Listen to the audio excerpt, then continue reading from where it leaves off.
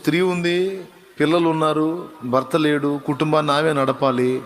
ఇప్పుడు ఆమెకు దిక్కెవరు? పిల్లలు అనుకుంటారు మా అమ్మ ఉందని. అమ్మ అవునా? భర్త, భార్య, పిల్లలు ఉన్నారు. పిల్లలు అనుకుంటారు అమ్మ నాన్న ఉన్నారని. భార్య అనుకుంటుంది భర్త ఉన్నాళ్లే అని.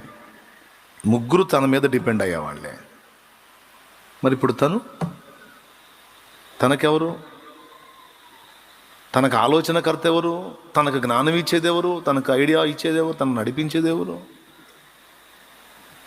పెద్ద వయస్కులైనటువంటి తల్లిదండ్రులు అనుకుంటారు మా వాడు ఉన్నాడు చలాయిస్తాడులే అని.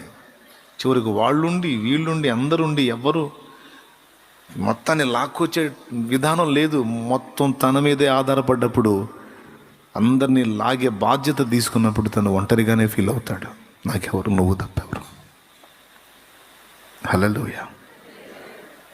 ఇంక దేవుడు తప్ప ఎవరున్నారండి? ఇంకా ఆదరణ, ఓదార్పు, ధైర్యం ఎవరు నడిపిస్తారు?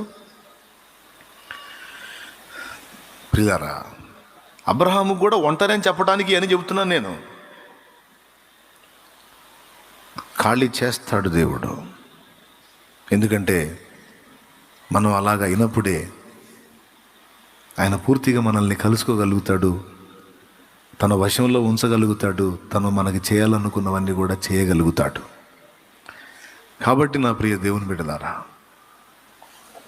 నీ తెలివి నిష్ఫలమైనప్పుడు, నీ జ్ఞానం వెరితనం అయినప్పుడు కృంగిపోవద్దు. దేవుడు కదులుతున్నాడు నీ జీవితంలో.